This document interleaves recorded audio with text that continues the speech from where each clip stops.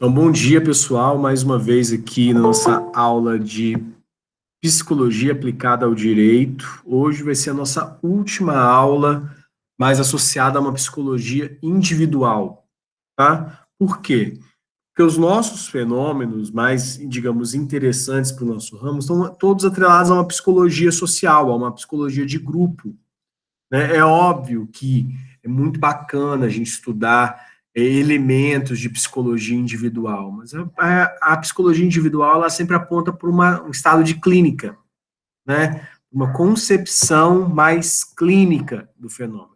E para isso, né, o articulador, o operador do direito, ele sempre conta com um serviço de peritagem, né? Então, o perito ou o psicólogo forense que vai estar ali contratado no fórum, né, o setor de psicologia próprio do fórum, então vai ter alguns psicólogos jurídicos vão estar possibilitando esse serviço mais assertivo dentro da área, né? Alguém que, né, estudou ali 5 anos, se formou em psicologia para estar ajudando, trabalhando junto com o psicólogo, junto com o operador do direito, então, essas possibilidades. Então, a gente tem na infinidade dos fóruns um setor de psicologia com psicólogos que vão estar auxiliando aí, ou fazendo peritagem, ou auxiliando, né, o magistrado, quando é o caso. É claro que a gente fica assim, né, tendo uma psicanálise quase selvagem, uma psicologia selvagem, tentando dar ali conta de alguns fenômenos, para quem não é psicólogo, no caso, tentando fazer algumas interpretações, né? Mas eu quero aqui ajuizar desde sempre a importância do trabalho multidisciplinar, né? As políticas públicas, todas elas possuem, né, profissionais adequados que vão estar permitindo, né, o entendimento do fenômeno que está sendo analisado. Né? Por exemplo, se eu estou falando a nível de assistência social, a nível de serviço de assistência social, né, ou do serviço de saúde mental, nós vamos ter os profissionais ali adequados, né? Tanto assistente social, quanto psicólogo, quanto pedagogo, né? Quanto administrador, vão estar ali ajudando, né, o profissional do direito, tá? Então, a gente vê essa realidade a todo momento. Inclusive, a maioria dos bairros vão ter, né, o seu serviço de assistência social, que vai ser uma espécie de braço direito, né, do Estado, enfim, a presença do Estado sendo garantida dentro daquela comunidade. Né? E aí, então, a gente vai ter os CRAS, os CREAS, né, os centros de saúde, como as unidades. Então, a gente vai ter uma série de políticas públicas que vão permitir, então, o operador do direito a estar transitando por aquele cenário ali, fazendo as suas interpretações, as suas compreensões, quando há ou um caso de promotoria, ou de procuradoria, ou, enfim, de defensoria. Tá? Então, a gente tem, então, um trânsito bacana aí entre os profissionais, tá? E aí, pelo amor de Deus, né, quando você se tornar juiz, não entenda que todos os outros profissionais são seus empregados, tá? Alguns juízes têm esse hábito terrível, né, de colocar lá como se fosse empregado, né, assim, tipo, fulano, agora me dê o relatório, não sei o que, para 3 dias eu quero o relatório, né?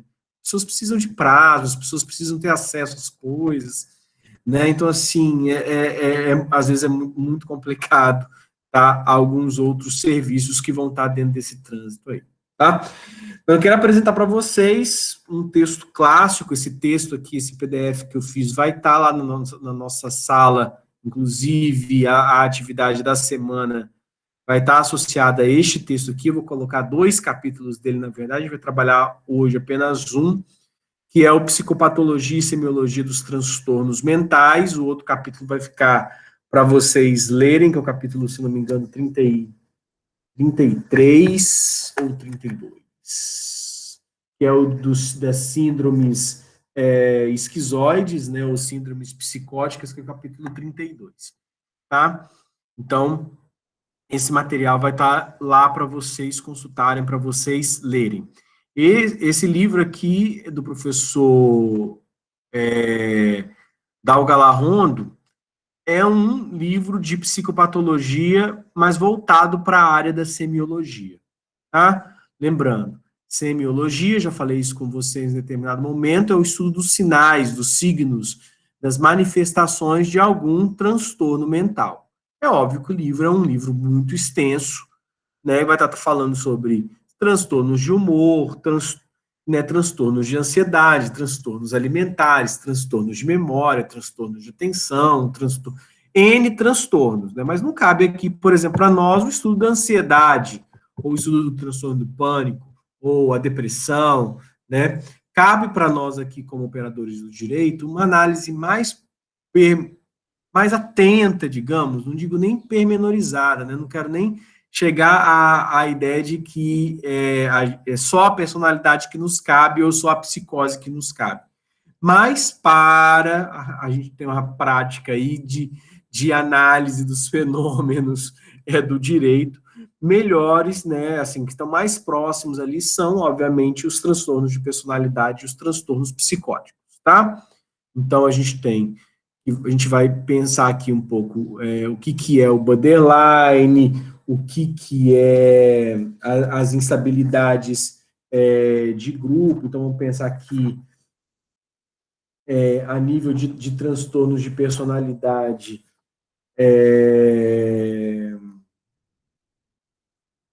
Vamos pensar aqui o borderline, o obsessivo compulsivo, o esquizoide, o histriônico, o narcisista, o psicopata, que é, na verdade, o sociopata, enfim, nós vamos dar uma passada, né, por esses transtornos, tá? Que teriam alguma relevância maior aqui para nós no campo do direito. E a gente, então, para entender e ir em direção, porque o que eu quero desse texto, que eu estou apresentando esse texto, é, na verdade, os sinais, os signos, tá por isso semiologia, né? Que seria para classificar um sujeito, diagnosticar um sujeito com determinada psicopatologia, né? Quais as características, né, que teriam que ter para que aquela psicopatologia fosse diagnosticada. Até para você ter assim será que preciso fazer o encaminhamento para o profissional de psicologia para dar uma olhada nisso aqui? Quando você estiver com o seu cliente, que seria meu paciente, né? Mas enfim, essa duplicidade, né? De que se ele não estaria apresentando, sei lá, se esse cara está mentindo, essa história não está batendo. Será que eu preciso fazer algum encaminhamento? Eu preciso de outro tipo de análise?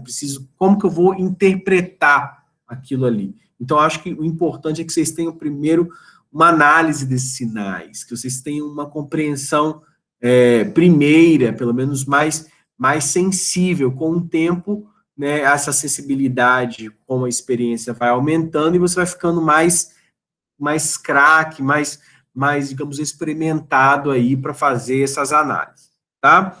Vamos lembrar, para entender o que é um transtorno de personalidade, eu tenho que entender o que é uma personalidade. E aqui eu tenho duas compreensões ou duas definições muito boas de personalidade.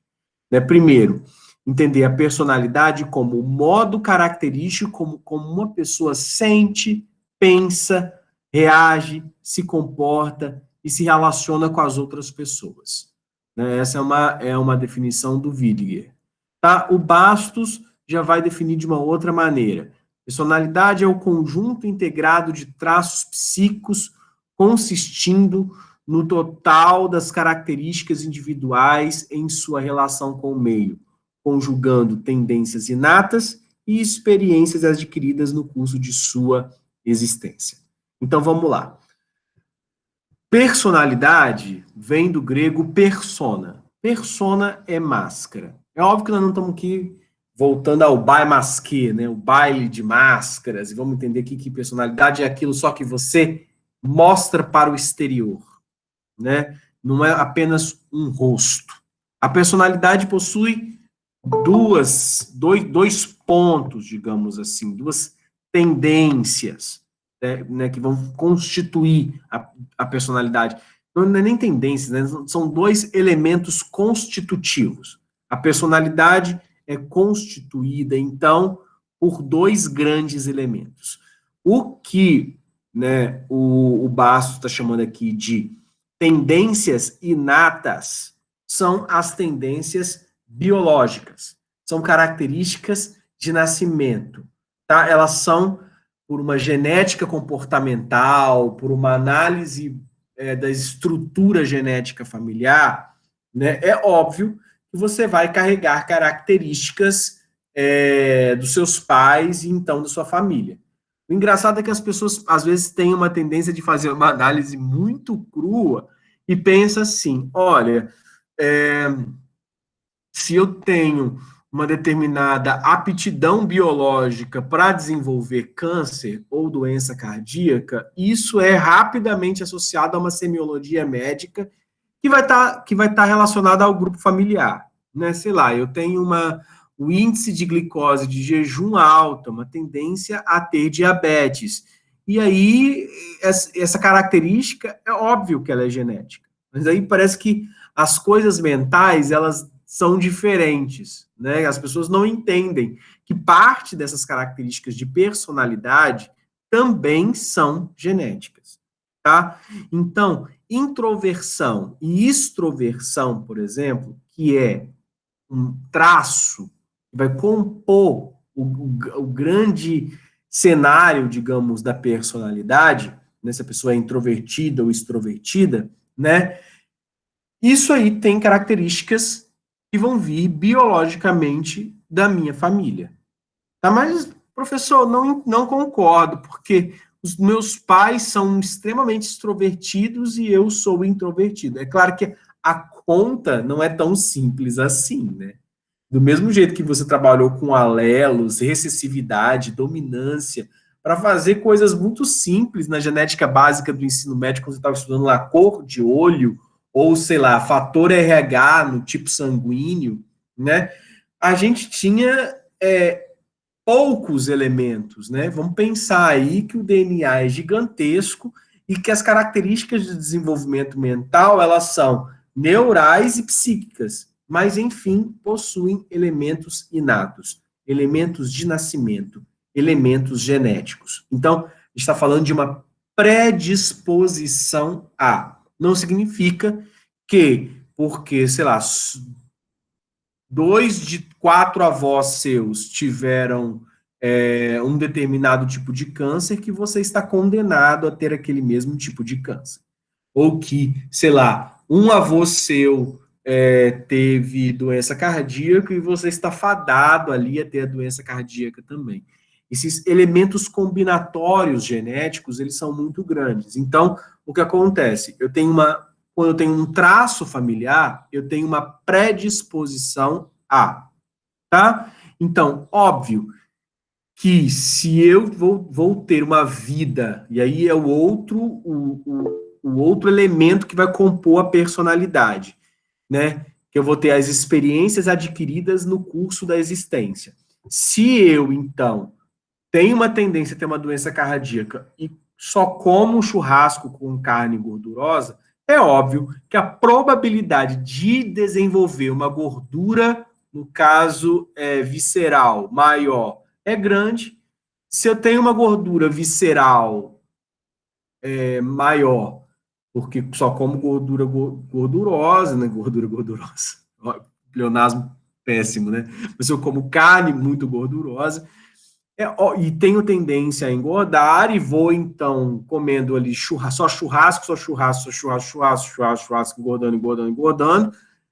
É óbvio que eu posso ter um aneurisma cardíaco, né? Ou seja, eu estou ali com as minhas veias e artérias completamente gordas, eu estou com um coração gigante, e a facilidade, então, de desenvolver aquilo que era inato se torna maior. Agora, não significa que filho de depressivo será depressivo. Não, então, tem que ter características também ambientais, adquiridas, sociais, culturais, que vão se tornar solo fecundo para o florescimento desse elemento genético. Então, a tendência de depressão pode ser genética? Não, Rafaela. A tendência à depressão, ela é genética. Então, não apenas a depressão, mas a ansiedade, o pânico, a esquizofrenia, todos os traços psicóticos, o toque, as características histriônicas, né, outros distúrbios de personalidade, outros distúrbios possíveis de memória. É óbvio que eu posso dizer assim, olha, a gente poderia falar a nível de Parkinson, a nível de Alzheimer, a nível de depressão, ansiedade, enfim, sei lá, transtornos sexuais. Então, assim, né, a gente está falando de uma gama muito grande de possibilidades. O QI, né, retardo leves, médio, né, e, enfim, não se tratam apenas de as psicopatologias, de elementos adquiridos. Isso aconteceu, a depressão aconteceu porque a pessoa ficou triste. Gente, todo mundo tem tristeza. Todo mundo se sente triste. A questão é a maneira como essa pessoa lida com a depressão, a maneira, ou com a tristeza, a maneira como a pessoa lida com os acontecimentos da vida. Então, a gente possui estruturas. Queria chegar nessa expressão, tá? Estruturas. O que são estruturas? São as vigas mestras da nossa personalidade. Nós temos certas aptidões biológicas e certas aptidões sociais. A gente tem um meio social e a gente tem uma maneira de lidar, então, com a vida. Então, isso que você a maneira como você pensa, sente, se comporta, né, é que vai ditar ou criar, né, condições para o desenvolvimento ou não de transtornos, seja eles de personalidade ou quaisquer outros transtornos. Tá? Vamos lá. Transtornos de personalidade, eles possuem uma incidência estatística de aproximadamente 8% da população mundial. Então, nós estamos falando que transtornos de personalidade acometem as pessoas em um determinado momento da vida de pelo menos 8% da população. E aí não fique triste se você não está nos 8% da população que vai ter um transtorno de personalidade. Talvez você vai estar nos outros 5 que vai ter um transtorno de humor, ou nos outros 4 que vai ter um transtorno de memória. Fato ninguém vive para sempre. Então, a gente tem que ter um conceito de saúde também, né? A saúde também não é só a ausência de doença. Saúde é todas as deformações. Saúde não, doença. As deformações que o nosso corpo será acometido ao longo da nossa história de vida. Tá? Então, né, ninguém vai passar ileso pela vida, assim, 99 anos, 100 anos, a pessoa fez. E nunca teve nada.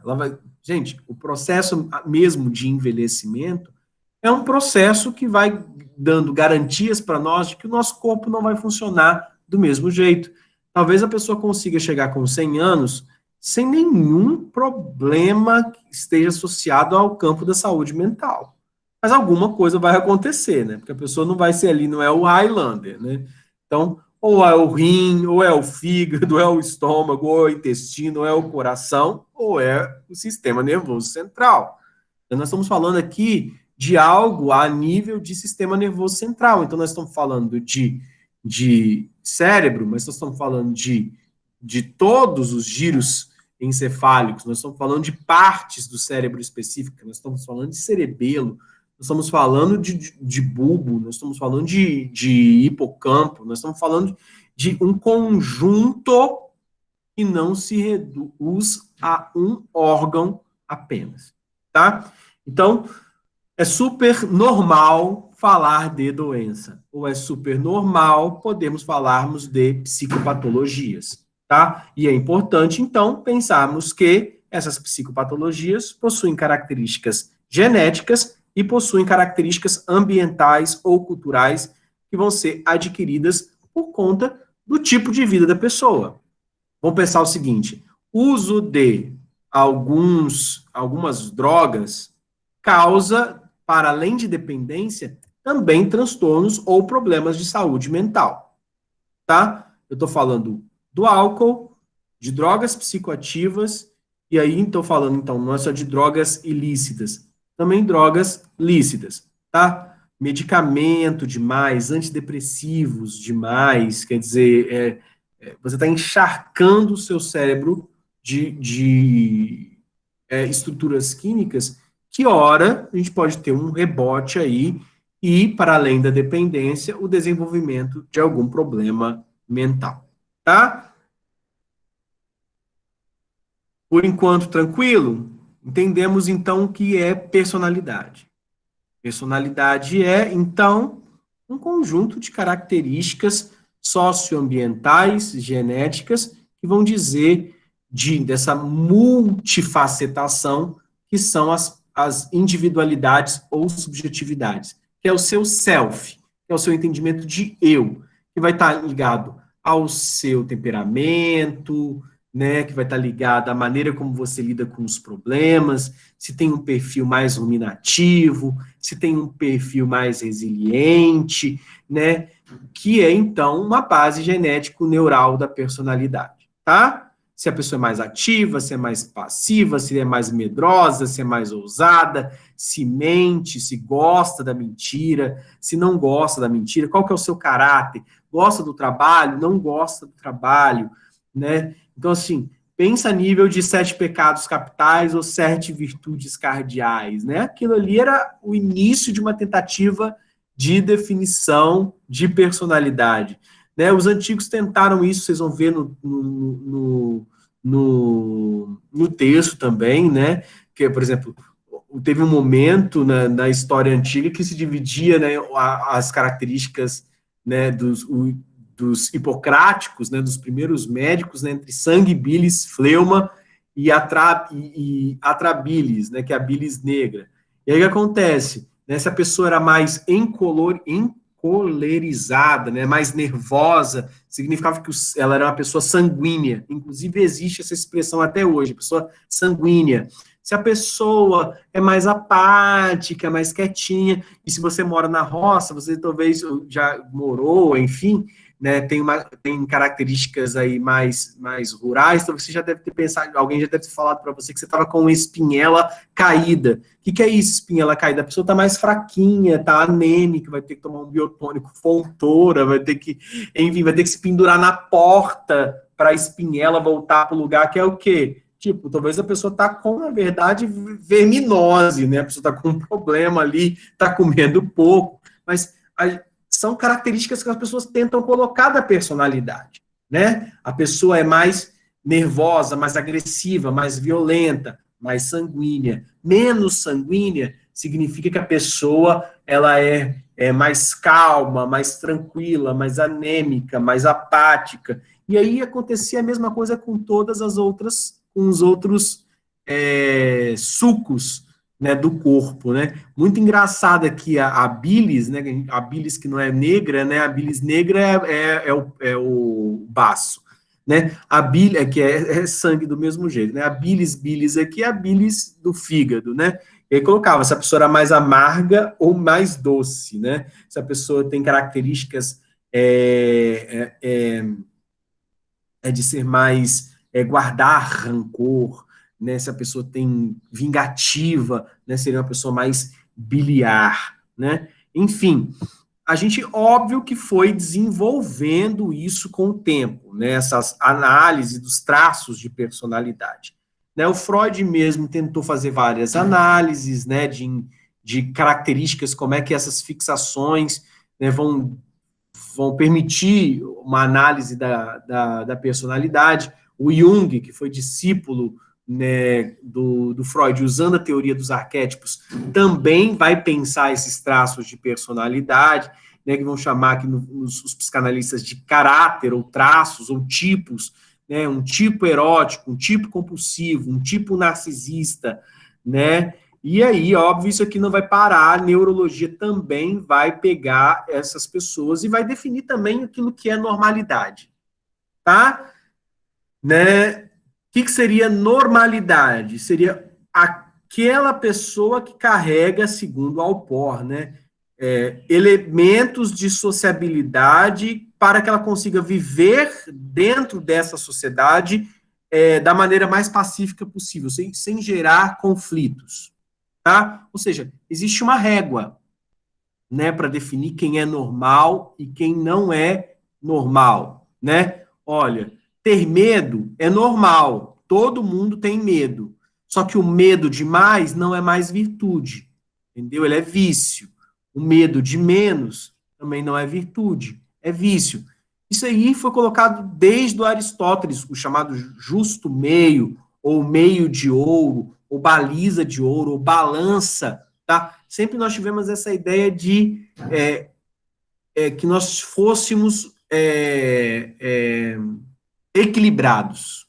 Essa é a expressão, né? O que é ser equilibrado a nível de personalidade? Significa que eu sou, aspas, normal.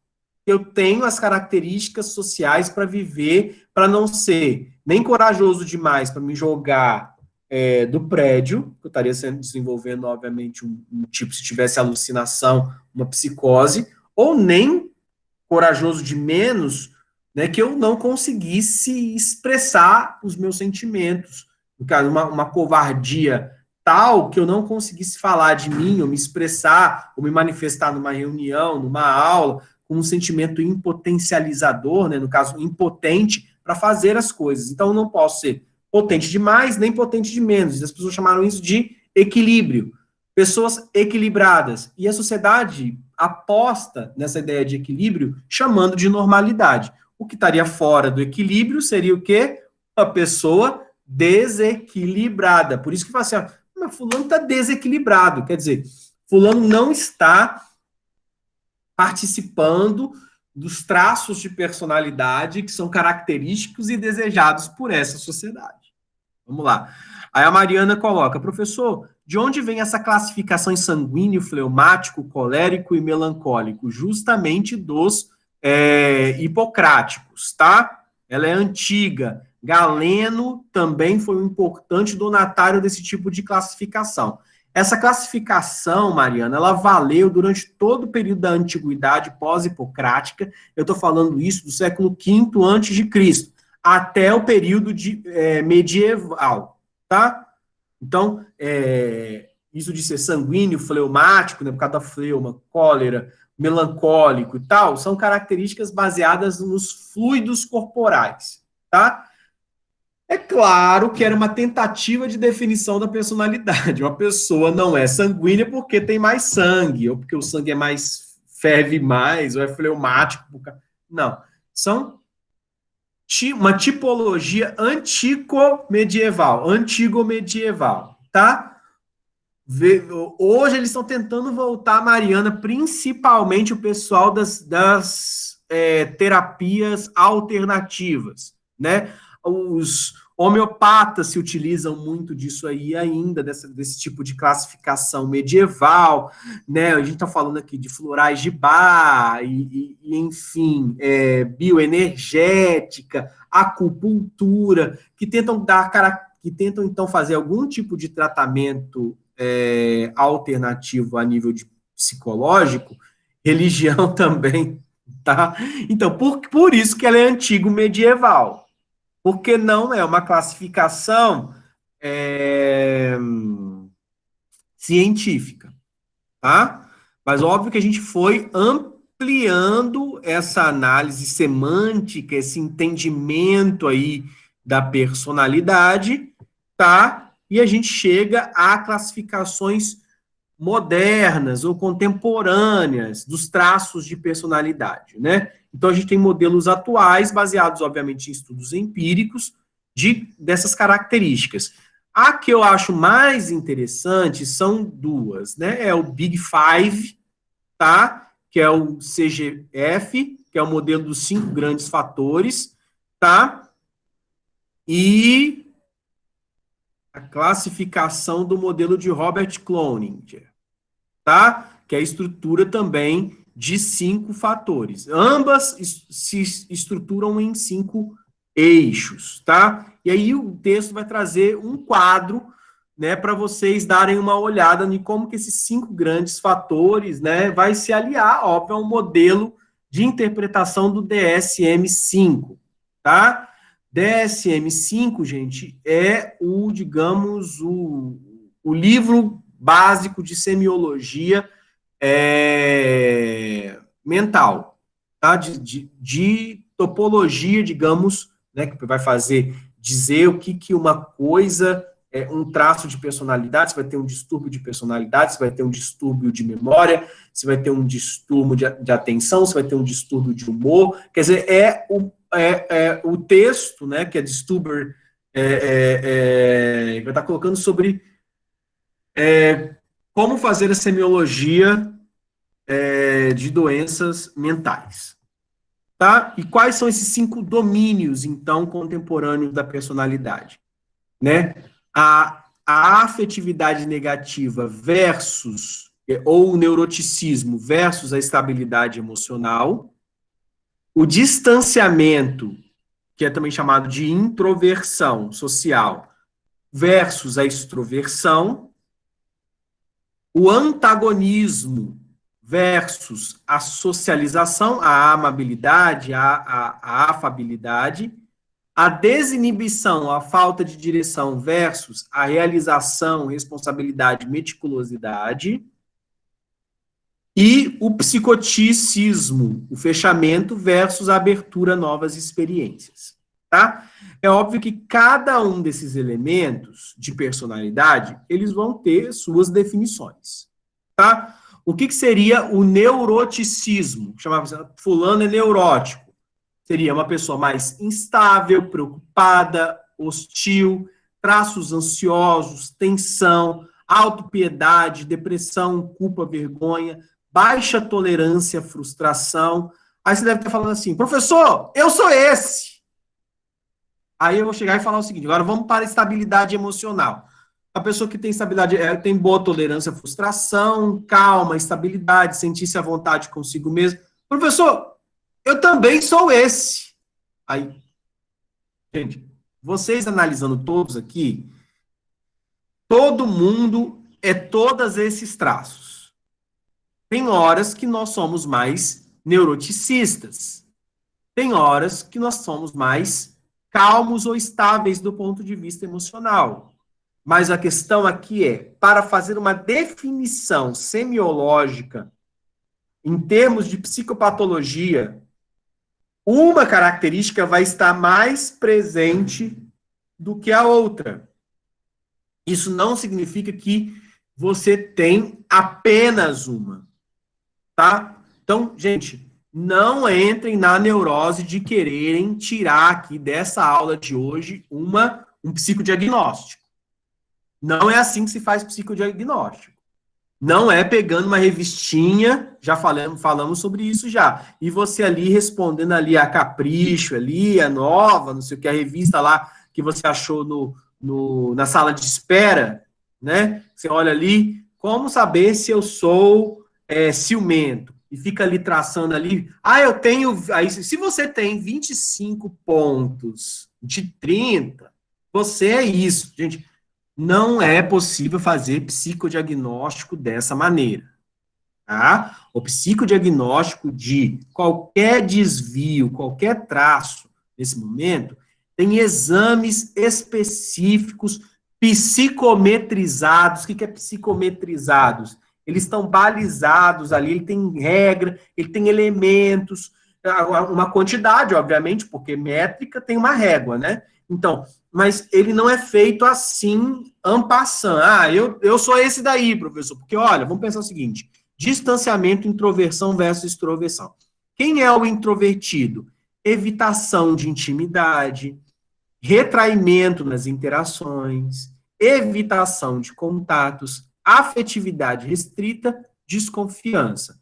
Extroversão, atividade, busca dos outros, entusiasmo, assertividade, busca de excitação, socialização. Aí, o que acontece? A pessoa que é introvertida fala assim, nossa, era muito mais legal se eu fosse mais extrovertido, né? Porque a pessoa é ativa, busca os outros, e eu evito a intimidade, sou mais retraído, não gosto muito de contatos. Aí a pessoa pensa o quê? Esta sociedade de hoje ressalta como se as pessoas capitalistas, em 2020, coloca que os elementos de extroversão parece que são mais bacanas. Se você tentar olhar à direita da tabela, ó, estabilidade emocional, extroversão, sociável, afável, amável, responsável, consciente, realizador e aberto a novas experiências, vai falar assim, gente, tudo que está, então, no lado direito, mais à direita, é bacana. Tudo que está mais à esquerda é patológico. Não é assim. A introversão, ou o neuroticismo, o antagonismo, a desinibição, são características que estão em todas as pessoas. E mesmo que você tenha mais dessas características, não significa que você apresenta uma patologia. Significa que a nossa sociedade atual, do mesmo jeito que criou um padrão, de uma regra, de dizer que um determinado peso é mais bonito que o outro, que um determinado tipo é mais interessante do que outro, a gente fica sempre tentando perseguir um determinado tipo, existem características de personalidade que são, parecendo que são pregadas como exatamente, Matheus, eu vou colocar sobre isso, bem lembrado. Então, que são mais desejáveis do que outras. Agora, ser introvertido possibilita garantias e acessos muito interessantes do ponto de vista psíquico para as pessoas também. Então vamos pensar aqui como Matheus. Só Deus sabe o peso de ser extrovertido. Não é só o peso, né? É que puxando demais por um lado ou puxando demais esse esgarçamento, esse distanciamento, ele é sentido pelas pessoas de maneiras diferentes, né? Então a questão, gente, é a personalidade ali, você pode dizer, olha, eu sou mais alguma coisa.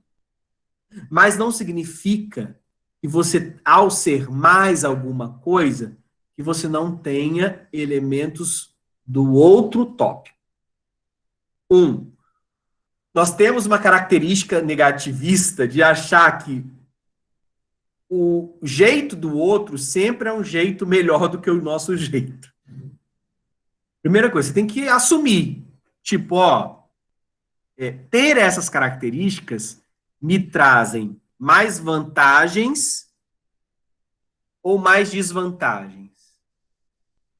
As desvantagens que eu tenho, porque pode estar nos dois lados, as desvantagens que eu tenho, eu consigo conviver com elas? Sim, consigo conviver com elas. Né? As vantagens que eu tenho me são satisfativas? Ou seja, eu sou feliz sendo assim? Beleza. Juntou a fome com a vontade de comer, seja feliz do jeito que você é, pronto e acabou. Você não tem que ficar pensando sobre isso. Agora, essas desvantagens adaptativas, dessa maneira que eu sou, elas estão me trazendo prejuízos? Eu estou infeliz sendo da maneira que eu sou? Eu posso mudar com algum desenvolvimento algumas dessas características, ou pelo menos melhorar? Aí, meu querido, boa terapia, vai lá, segue em frente, vai, procura um bom profissional de psicoterapia e você vai conversar sobre isso e tentar criar aí um treino de habilidades sociais, habilidades para desenvolver alguns traços de personalidade que você acha que seriam bacanas com você. Ok? Mas então vamos lá. Mas a questão é, aqui estar de um lado, do direito, ou estar mais do lado esquerdo, não significa que alguma pessoa é psicologicamente frágil ou patológica, ou doente. Então, nós estamos fazendo primeiro o quê? Para entender a psicopatologia do anormal, digamos assim, do não normal, do doente, é preciso entender a psicopatologia, não diria nem patologia, né? Porque não seria doença, mas o equilíbrio ou a suposta normalidade, tá? Gente, normalidade é quase uma régua estatística.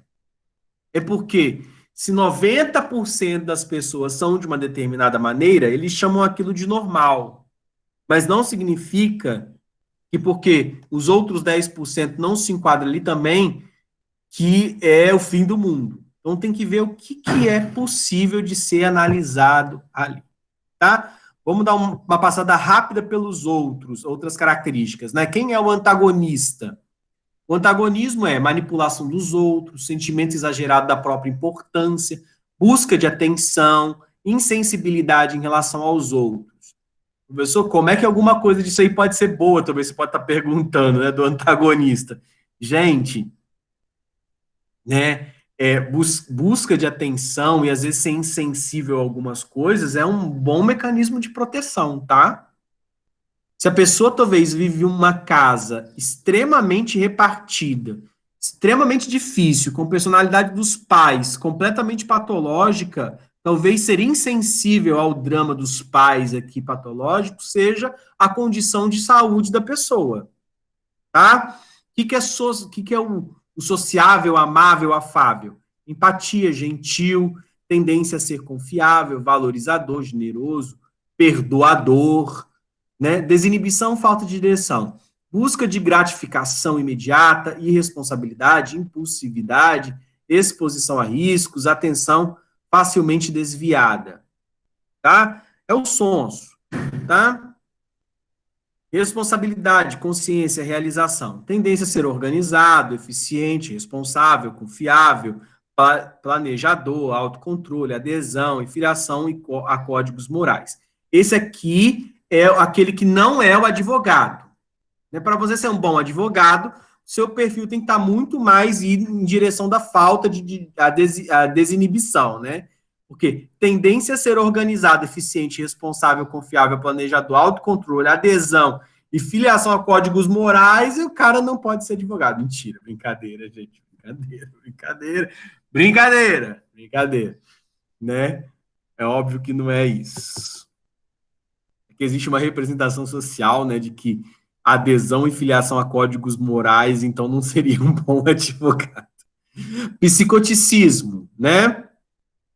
Comportamentos, crenças e cognições estranhos, excêntricos, desregulação cognitiva, perceptiva, fechamento, convencionais, dogmáticas, rígidas, conservadoras, menos reativas emocionalmente.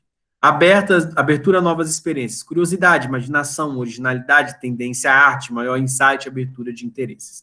Então, percebam, gente, e aí coloco direta mais para Mariana. Tá vendo que não dá para a gente dividir a pessoa só em sanguíneo, fleumático, colérico, melancólico, ou fazer essa divisão antiga, hipocrática, medieval? Por quê? Porque fato é que são muitos elementos de personalidade, né? Talvez você tenha que perceber que, olha, professor, eu tenho coisas dos dois lados, dos 5 lados, né? Eu me considero uma pessoa que tem autocontrole, mas eu sou impulsivo, tá? Impulsividade e autocontrole não são coisas que funcionam no mesmo dia, nas mesmas experiências, nos mesmos espaços, tá? Talvez num convívio familiar, né, eu tenha sempre autocontrole. Talvez numa festa eu tenha autocontrole. Talvez na vida profissional eu tenha autocontrole. Mas sou impulsivo para certos alimentos, né? Para comer, eu apresento traços de impulsividade, tá? Então, fazer uma classificação dos níveis de personalidade, entendendo que essa personalidade vai misturar todos esses elementos, acho que ficou já bastante claro aqui, tá? E aí, o que seria, então, um transtorno de personalidade? Tá? Transtorno de personalidade é tudo aquilo que foge, né? Foge do equilíbrio desses traços de personalidade. Tá? Se a pessoa é só uma dessas coisas, nesse quadro que eu apresentei para vocês, ela só apresenta um desses elementos, um aqui dos 10, né? Não é o que está dentro aqui, não. A pessoa é só antagonista. Aí a gente começa, então, ela não tem traços de abertura ou de psicotismo, ela está centrada aqui 80%, 70%, muito peso em uma dessas características, provavelmente algum distúrbio vai estar sendo apresentado ali, tá? Então, foram apresentados nos últimos 2 séculos, tem uma série de psicopatologias de personalidade, né? A gente chamava insanidade moral, monomania moral, neurose de caráter, caracteropatia, nenhum desses termos se usa mais, tá? Psicopatia, esse a gente já está colocando mais, né? Que é o psicopata, hoje a gente chama de sociopata. E, por fim, hoje nós chamamos de transtorno de personalidade. Mas já chamou isso aqui tudo, né? No início dos estudos da personalidade, né, a gente chamava de insanidade moral. O que é isso?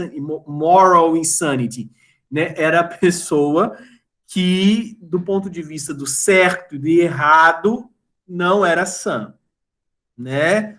Ou tinha uma mania apenas moral, um traço, mania, né? Ação, geralmente, né? Então, uma ação moral apenas, tá? E aí, com o tempo, né, foram tentando descobrir, então, né, na verdade, criar métricas para conseguir dizer o que é uma coisa ou outra. Então, nós chegamos até a classificação internacional de problemas e doenças, né, relacionados à saúde. No caso a gente está falando hoje atualmente do CID-11 e o DSM, né, que vai estar falando sobre especificamente das doenças mentais. E aí, então, os transtornos de personalidade no DSM e no CID, que é a classificação médica, foram apontados para algumas características que foram sendo levadas daquele Big Five ali, tá? Se ela está associada ao envelhecimento ou não, se está ligada ao trabalho ou não, se pode ser desenvolvida ao longo da vida, se ela precisa de internação ou não. E aí nós chegamos, então, aos chamados grupos, padrões dos transtornos de personalidade, tá? Se ele é um padrão A gente está falando dos esquisitos ou desconfiados. A gente, inclusive, esquisitice não chega nem a ser direito uma psicopatologia. Ser esquisito, tá? Né? E até ser esquisito, todo mundo é um pouco, tá? Depois tem os padrões de instabilidade ou manipuladores ou centros de atenção, os ansiosos e os controlados e os controladores. Né? São, digamos assim, os 3 subgrupos que vão estar associados aos transtornos de personalidade, a grosso modo, tá? Se é instável, se busca ser o centro das atenções, se é controlador, se é ansioso, se é esquisito, desconfiado, tá? Então, essas características sendo levadas para níveis estrondosos, tá? Para níveis alarmantes, aí a gente está falando de um transtorno de personalidade, tá? Então, vamos entrar já no grupo B, né? A gente não vai pegar aqui esquisitice, né? O texto também nem tá preocupado com isso, né? A gente vai pegar aqui pelos grupos, né? E vai estar tentando fazer uma análise dos principais transtornos de personalidade, tá? Gente, Isso aqui, a nível de psicologia, uma aula sobre transtorno de personalidade, eu estaria gastando aqui, sei lá, 30 horas, tá? Então, obviamente que eu estou fazendo uma introdução ao que seria uma psicopatologia dos transtornos de personalidade. Por quê? Porque eles têm uma relação possível de análise a nível de direito, tá? Do mesmo jeito que eu vou falar um pouco no início da próxima aula, né, na semana que vem, dos transtornos psicóticos, que seriam a esquizofrenia, tá? Mas essas características aqui, elas são importantes porque ela está falando, por exemplo, do assassino em série, tá? Do serial killer, que é o sociopata. Ou pessoas que têm, de fato, dificuldades em contar a verdade. São compulsoriamente mentirosas, tá? E que são características clínicas do sujeito. Vamos lá. Padrões de instabilidade ou manipulação ou dramáticos, emotivos, entram aqui nesse grupo B dos transtornos de personalidade, tá? Toda vez que você vê TP, transtorno de personalidade, tá? Aí vão ter algumas siglas, né? Umas siglas, né? O conceito normal aqui é o transtorno da personalidade borderline, TPB, a gente pega esse termo borderline do inglês, né? Borderline, né? É a borda, né? A linha de borda ou o fronteiriço, tá? A gente chama aqui no Brasil, a melhor tradução para borderline é bipolar, tá? Por que bipolar? Porque a pessoa estaria centrada em dois polos, ou estaria centrada não, porque bipolar não é centrado, né? Se fosse centrado seria normal, né? O bipolar, ele está sempre transitando entre dois polos. Quais são esses polos? Os polos de humor, tá? Entre a mania e a depressão. Então ele vai ter estados maníacos, que é de mania, é extremação, é querer fazer tudo, é resolver tudo, é falar tudo, é agitado, a pessoa quer só fazer, trabalhar, falar, conversar, super ativa, ativa. A gente não é essa pessoa ser ativa, tá? É ativo desse jeito que eu tô fazendo aqui agora. Ativa. É um suricato, tá? Você pensa ali um suricato, né? E às vezes ela não consegue nem fazer por conta dessa mania ansiolítica, tá? E a depressão. Aí tem hora que, então, a serotonina faz assim, ó, a adrenalina cai tudo, pá! E a pessoa é a pior pessoa do mundo, não consegue fazer nada, não tem sentido a vida, o mundo é preto e branco. Aí a pessoa fala assim com você. Só assim. Fulano, você está feliz? Ah. Óbvio que eu estou feliz. Muito feliz. É uma satisfação imensa estar aqui com vocês hoje.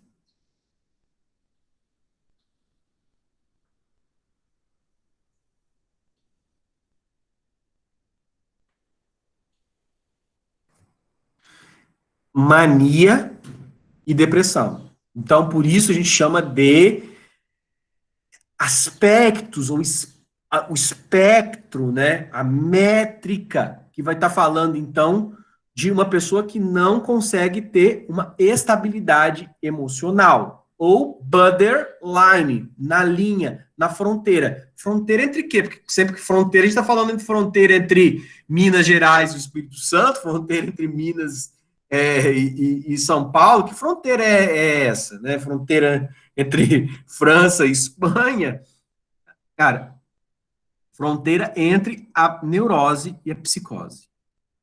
Porque isso pode ser desenvolvido a tal ponto, né, de chegar à loucura. Tá? Então vamos lá. Quais são as características ou os elementos de uma personalidade do tipo borderline? Tá?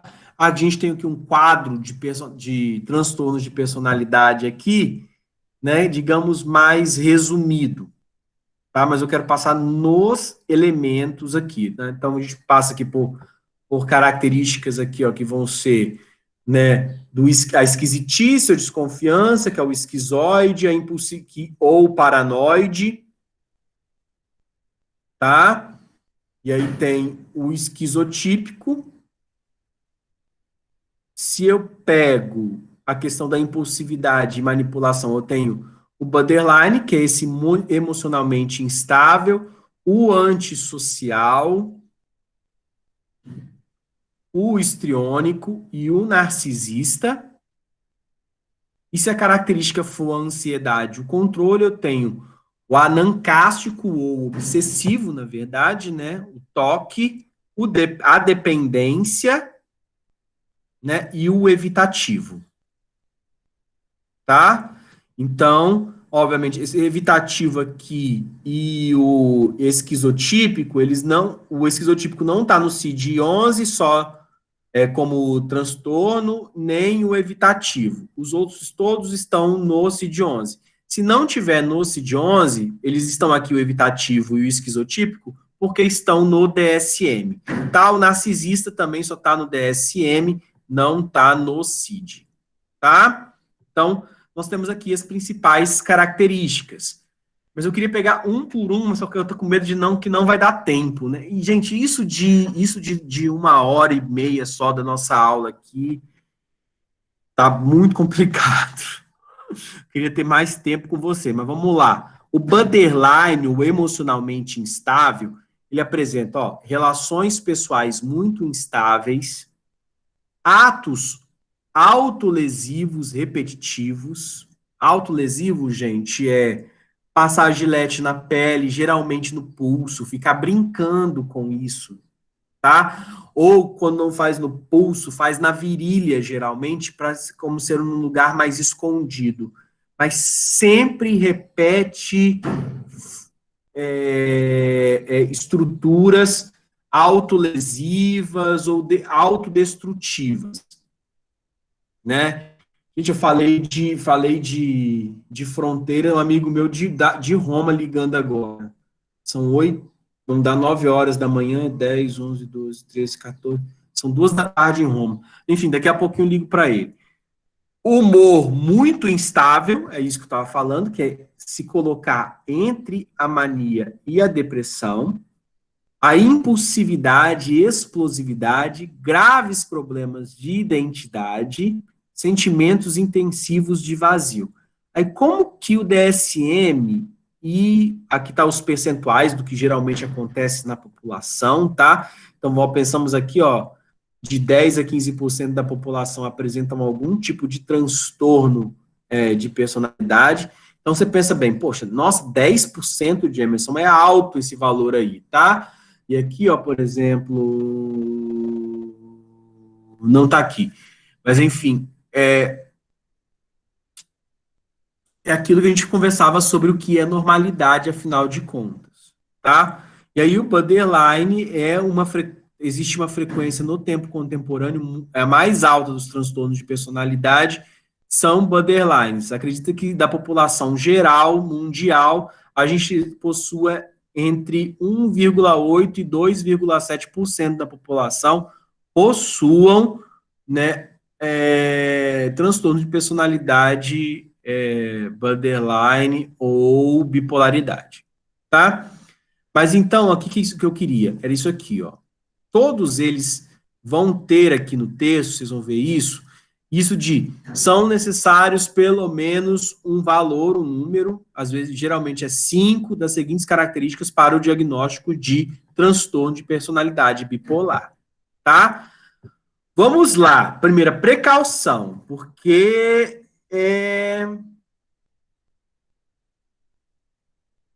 vou disponibilizar sim, Matheus, o PDF, dos 2 capítulos. Pode deixar, tá?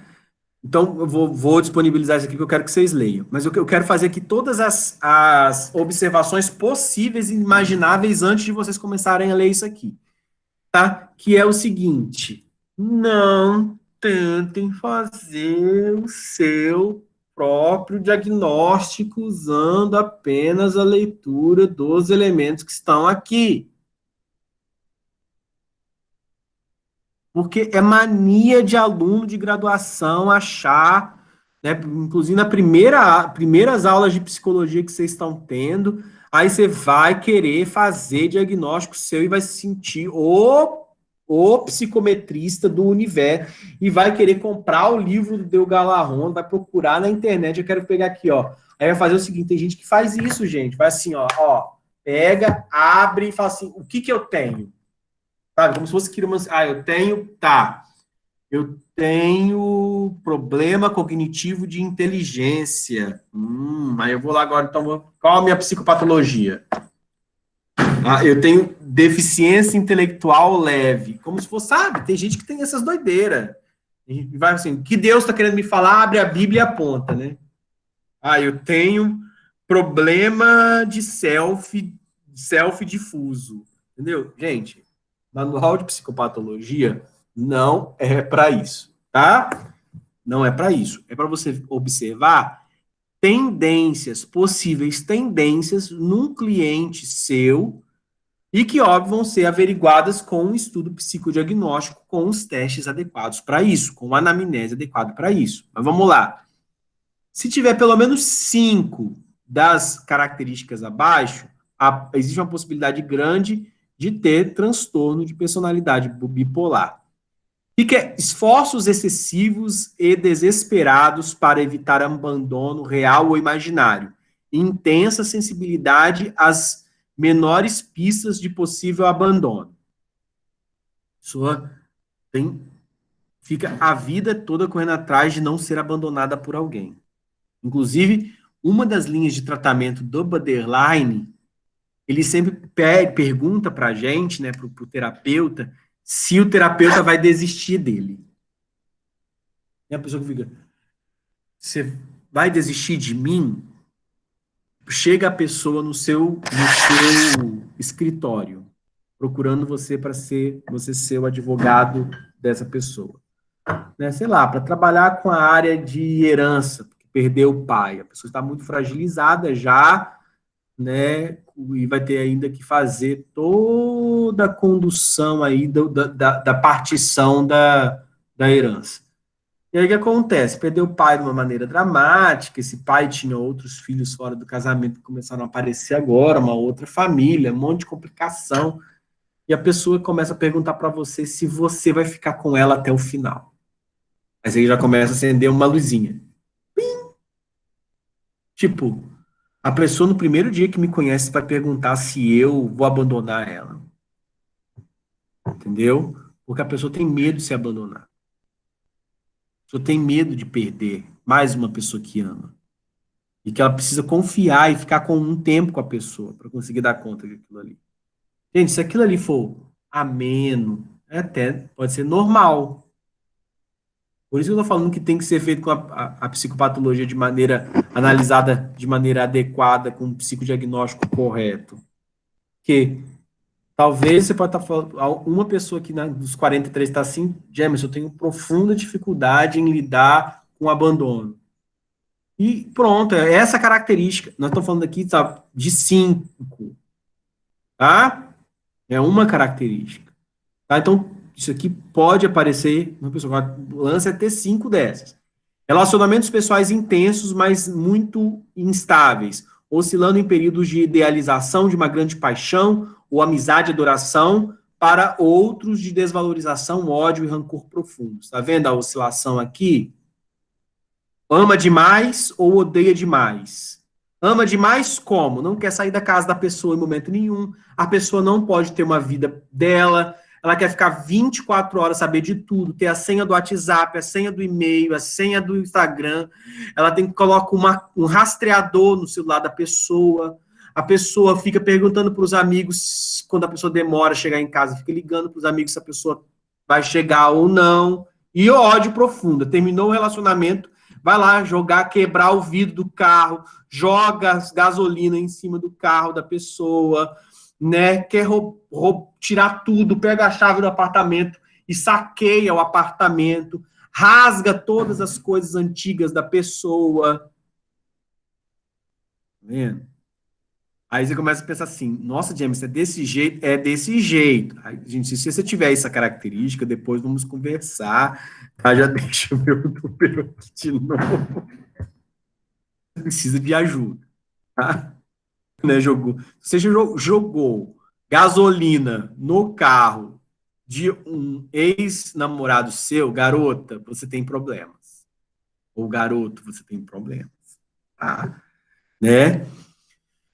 Perturbação da identidade, dificuldades graves em instabilidade com relação à autoimagem, aos objetos e às preferências pessoais, inclusive a de orientação sexual e a da identidade de gênero, tá? Ah, eu sou hétero, não, não, eu sou homo, não, não, eu sou bi, não, não, eu sou pan, não, não, eu sou assexuado, não, não, eu gosto de maçã, não gosto de maçã, gosto de amo o bolo. Aí come bolo, vomita o bolo. Entendeu? Impulsividade em pelo menos duas áreas autodestrutivas. É aquilo que eu chamava de punição, né? Gastos exagerados, sexo com desconhecidos, uso de substâncias psicoativas, compulsão alimentar, dirigir de forma perigosa e irresponsável, atos repetitivos de autolesão, cortar-se propositalmente. Comportamentos, gestos e atos suicidas repetitivos ou comportamentos de automutilação. Instabilidade emocional intensa, decorrente de acentuada reatividade de humor, irritabilidade ou ansiedade intensa de poucas horas, raramente de dias, mas disforias episódicas, tá? Que é isso, de, sei lá, ficou feliz demais e saiu na rua pelado, tá? Reatividade de humor exagerada, tá? Então, que é tipo, é feliz, feliz, feliz, feliz em estado de mania, mas tão feliz que comete verdadeiros exageros, tá? Sentimentos crônicos de vazio, sentimentos depressivos com a marca de sentir um vazio interno, tá? Raiva intensa, tá? Inclusive essa depressão, depressão bipolar, do borderline, forma uma espécie de ômega na testa da pessoa. A pessoa fica tão coisa que você consegue ver um ômega, tá? Que é um sinal de depressão muito intenso. Raiva intensa, inapropriada ou muita dificuldade em controlá-la. Brigas físicas recorrentes, irritação, raiva, explosões comportamentais. E de forma transitória pode ocorrer ideias de perseguição, de que está sendo traído, perseguido, ameaçado, sintomas ou episódios dissociativos intensos, decorrentes de estresse, de situações pessoais difíceis. Ok? Então, esses são elementos de bipolaridade. Gente, vocês estão quietinhos hoje. Estou até com medo de estar dando essa aula para vocês. Eu, hein? Oi, oi, oi, oi. Gente, vocês estão aí? Ninguém foi no banheiro escondido aí se cortar, não, pegar gilete, não, né? Jesus amado. Tá. Filme. Espera aí que tô chorando. Repreendido.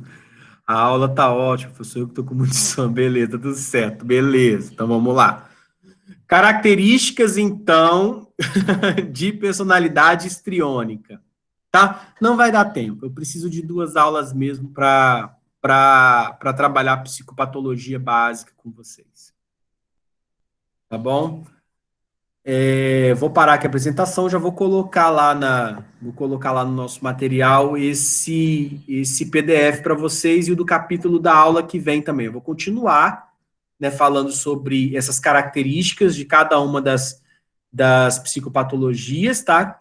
Quero chegar aqui no psicopata, no sociopata, tá? Que é o transtorno de personalidade antissocial, tá? E a gente vai, então, elencando essas características aqui até a aula que vem, tá bom? Gente, O importante aqui que eu quero, mais uma vez, que fique com vocês dessa introdução à psicopatologia é o entendimento que, para o direito, é interessante uma primeira análise, um primeiro entendimento, né? Você fala assim, olha, isso não está normal, vocês entenderem esses sinais de que alguma coisa pode estar acontecendo de maneira disruptiva ou não, ou seja, ou de maneira desequilibrada, tá? Então, é isso. Por hoje a gente fica por aqui. Queria desejar para vocês, nesse dia, muita felicidade, que vocês não se perturbem com a personalidade de vocês, que a personalidade mais importante, o Tom Hardy. Quem é Tom Hardy, gente? Professor, você parece o Tom Hardy. Enfim, não sei quem é essa pessoa, depois eu vou olhar aí no Google, tá? Que vocês percebam a alegria e a tristeza de ser o que a gente é. É uma felicidade imensa. E é também sempre um problema a gente ser aquilo que nós somos. Tá? Então, gente, pelo amor de Deus, eu vou ter esse cara aqui, vocês estão de sacanagem comigo no final da aula que eu vou ter que olhar quem é essa pessoa. Cara, achei esse cara bonito, velho. Vocês estão falando que eu pareço esse cara aí, eu tô obrigado, me senti bem agora, me senti bem. Tá? Quem é essa pessoa? Ator, roteirista britânico. Ah, o do Mad Max. Aí eu tô loucão mesmo, hein? Tô loucão mesmo. Só vocês, gente. Mas enfim, personalidade é uma coisa que todos temos e não tem como a gente fugir dela, né? Que nós acolhamos com gratidão aquilo que nós somos, podendo modificar aquilo que para nós é difícil de lidar ou é deletério. Existem características estruturais que são impossíveis de serem modificadas, tá? Então a gente tem que lidar com elas, aprender a conviver com elas, tá bom? Olha, um grande abraço e a gente se vê, então, na próxima aula. Sei que a gente está atrasado ali com relação à postagem dos exercícios, mas vou colocar isso em dia, tá bom? Para vocês já fazerem, porque senão vai aparecer 7 listas de exercícios no final do semestre de uma vez só, né? 10 listas de uma vez só para vocês fazerem. Vou colocar o material que está faltando para vocês já fazerem um exercício, né, dos temas que a gente já passou por aqui, tá bom? Grande abraço e até a próxima semana. Valeu, tchau, tchau.